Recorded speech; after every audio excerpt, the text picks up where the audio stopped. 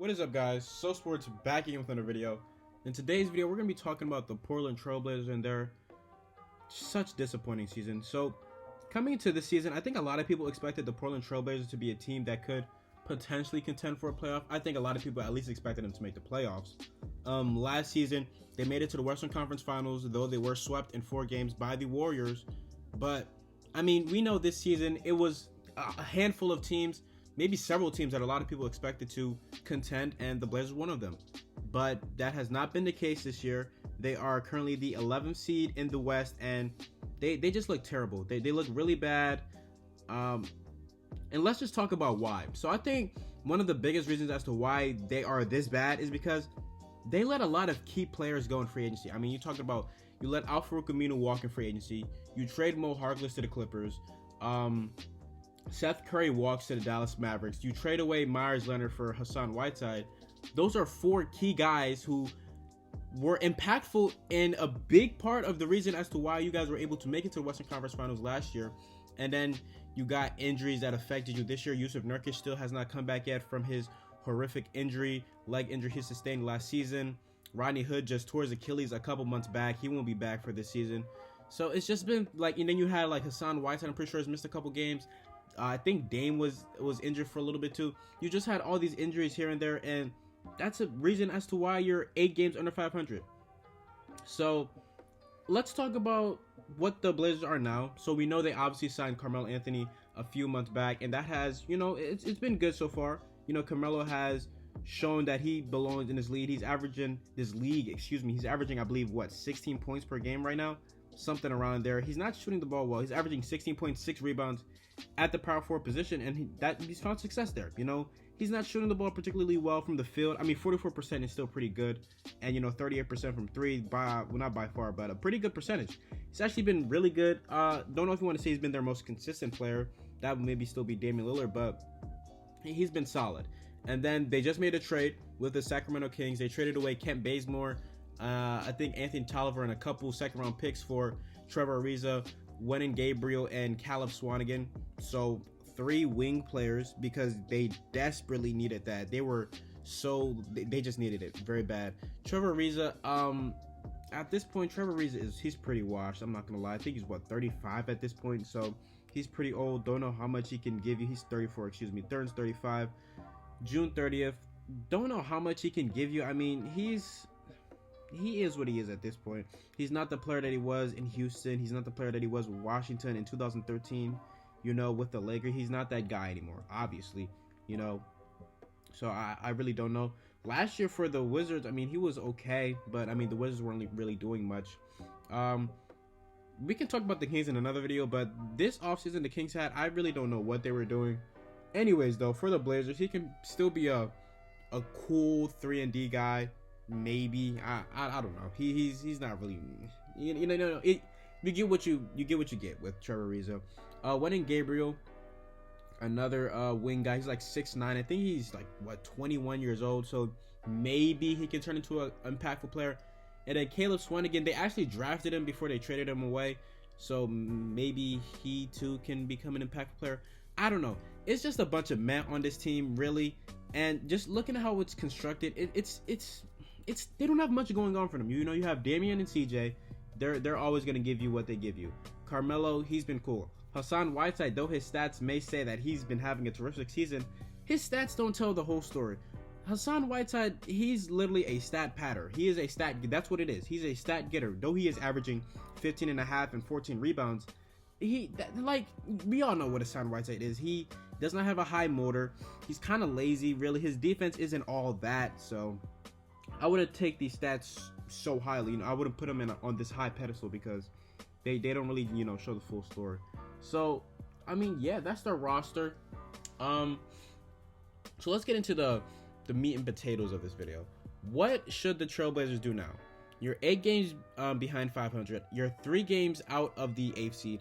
And the 8th seed may still be in question, but the biggest problem is your schedule is pretty tough. It's because I think they have like the 12th hardest remaining schedule. And I mean, if you look at the teams they're playing, tomorrow they play the Warriors. That should be a cool win. Thursday, they play the Mavericks, then the Pacers, Rockets, Lakers, Jazz, Nuggets, Spurs, Jazz again, Heat, Pelicans, who are been playing very well as of late, Grizzlies, the 8th seed. Then they play the Pelicans again, the Pistons, Celtics, Pacers. They have a lot of tough games here. They have, if I'm counting right, after the Warriors, that's 1, 2, 3, 4, 5, 6. Spurs aren't really in it. 7, 8. 8 of your next 9 games are against playoff teams. That's going to be tough. And then you got the Pelicans too, who are ascending, as I just said. Grizzlies are a playoff team. Celtics after the Pistons. It's going to be super tough. It's going to be super tough. They're going to have to do something crazy. But yeah, as I just said, should they blow it up or should they try to continue to win? I don't know. You have Damian Lillard, who's 29, so he's kind of nearing the end of his prime, I guess you could say. He just signed that huge extension, so I don't know how much you can really do with him. CJ McCollum also, he just signed his huge extension. CJ McCollum is cool. I mean, you know what CJ McCollum brings. He's like a 20-point per game scorer. If you need a bucket, he can give you that. I mean, he's okay defensively. He's not something special, but I don't know. Do you blow it up or do you continue to go with what you have? Me personally, I'm not a Blazers fan, so I'm not going to be talking about these players. Oh, you can't trade like a Damian Lillard. He means a lot to the city. If I am the Portland Trailblazers, I think I'm rebuilding, because this team, even if they somehow, some way make it to the playoffs, they go on some crazy surge in the second half, or they start clicking out of nowhere, they're firing on all cylinders, and they make it to the playoffs. Is that all worth it to play the Lakers in round 1 against LeBron James and Anthony Davis? You'll probably get swept. If you make it to the 7th seed, okay, then maybe you'll play the Clippers with Kawhi and PG, And then there's the Nuggets, who, you took the Nuggets. You beat the Nuggets actually last year, but the Nuggets team is different, and your team is a lot different. Then it's other teams like the Rockets, the Jazz. I just don't see them beating any of those teams. And then you're going to run it back again next season. And then if you go into this offseason, you do have your pick, yes, but you have 0 cap room to sign anybody. Carmelo Anthony is having an amazing season, so he's going to want a lot of money, nearly probably like 10 mil, something like that. That's probably what he'll command. And do you have enough to pay that? I don't think so, so you're probably going to have to let him walk. Hassan Whiteside's a free agent. You'll obviously let him walk. But then, let's just talk about this offseason. You have Carmelo, who's a free agent. Hassan Whiteside is a free agent. Okay, those two, you'll probably let them walk. So then what does that leave you with? You're going to have Damian Lillard, CJ McCollum, Yusuf Nurkic will be back from injury. And then what? You're still going to have Zach Collins and Anthony Simons. Those are 2 trade assets you can use to get another player. But do you want to do that? Like, what can they get you out there? What's out there that they can get you? Maybe they can get you. You're going to want a wing player or power forward. Do you want a Blake Griffin? I don't think so. Do you want a Kevin Love? I doubt it. Danilo Gallinari will probably be something, but he's a free agent, so you'll have to sign him. It's tough. It's really tough, and I think you're gonna have to make a trade. You're gonna have to make a big franchise-altering trade. You're gonna have to trade one of Damian Lillard or CJ McCollum. Now, obviously, the Blazers have said, Damian, he's off the table. He's not gonna be traded, so it'll probably have to be CJ. And then the question is, what teams want him? The Sixers, they have been linked. Like CJ McCollum for Al Horford and a young player, maybe like Al Horford and Zaire Smith, or Al Horford and Matisse Thybulle if you're able to get him, and then maybe a couple of seconds. Is that a trade I do? I mean, that trade's cool and all, but like when Yusuf Nurkic comes back, then Al Horford, he goes back to the 4 position again, and then you're gonna move Carmelo out of the power 4 position to play a small 4 position, even though he's had all this success at the power 4 position. I just don't think that's a trade you make. Off the top of my head, I'm trying to think of other potential teams that could go after CJ, and really only Philadelphia makes sense. Maybe the Miami Heat if they want to get super aggressive, but like Miami Heat have something good going for them. I don't think they want to mess that up. Looking throughout the league, yeah, really nobody. I mean, Magic, is CJ an upgrade over Evan Fournier? Don't really think so. Looking over the Western Conference, it's just nothing there. The Nuggets maybe, but then again, do you want to trade him to a rival? And then what are you going to get back? You want to get back Gary Harris, and I mean that could be something that you envision. Get CJ McCollum for like Gary Harris, and if they give you Michael Porter Jr., I don't know what the Nuggets are doing with him. They play him a lot. They play him like 20 minutes and then they don't. Maybe they don't want him to get injured, so I can kind of understand that. But I mean, it's just a few teams out there. Now, the big one is if you're trying to move Damian Lillard. So, obviously, I just said, they probably won't. But if the Sixers call you and say, look, whoever the GM of the Blazers is, I don't know. We have Ben Simmons and Al Horford here. We'll give you both of them for Damian Lillard. Do you say yes to that? I personally think you do. Because you're going to have Ben Simmons, who's an all-star. A guy who can give you 16, 8, and 8 on a daily basis with elite defense, elite playmaker, elite facilitator, great rebounder, super athletic, and he's a mismatch at 6'8" at the point guard position. Now, of course, the thing with Ben Simmons, we already talked about this. He doesn't like to shoot the ball. He's scared to shoot, whatever. That's fine, but I think Ben Simmons, Al Horford, and a couple of picks for Damian Lillard, I think that's something I'd do if I was the Trailblazers.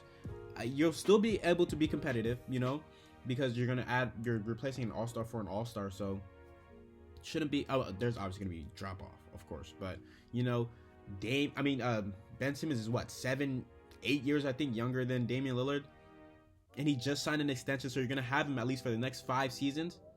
Yeah, that's something that I'll definitely look to make. And then you have CJ McCollum, who again you could also look to move. I don't know though. Yusuf Nurkic, he's on a very good NBA contract, so you probably want to keep him. Al Horford, maybe a team will be interested in the offseason. And then you're going to have that pick if you don't make the playoffs with the new lottery odds and everything. I mean, you never know. The balls could fall your way. That pick could turn into a top 5, top 3 pick. And then you're going into next season with a Ben Simmons and a top 3 player from this draft. Maybe like a Anthony Edwards or a LaMelo Ball if he wants to play like the 2 guard or something. Or maybe you go all on, you go for like a James Wiseman, or you draft the Tyrese Halliburton. There's a lot of possibilities for this team, but I think ultimately they have to blow it up. I mean, it's not going good at all. I don't think it's going to change. I really don't think this team is going to make the playoffs. I just feel like they're too inconsistent. They don't have much defenders at all. Their defense is abysmal. They could obviously turn it up in the second half. They really do always do that. Just turn it up in the second half, but this year is different, I feel, and I just don't see it. I just don't see them climbing out of the hole that they put themselves in. So yeah, I think it's time to rebuild. I think it's time to blow it up, change the culture, get new players, trade players, just stuff like that. But yeah, that's gonna do it for this video, guys. I hope you guys did enjoy. Thank you guys so much though. Before I end, thank you guys so much for 50 subs. Now we're on the road to 60 subs. I appreciate you guys so much, and it's So Sports, and I'm out. Peace.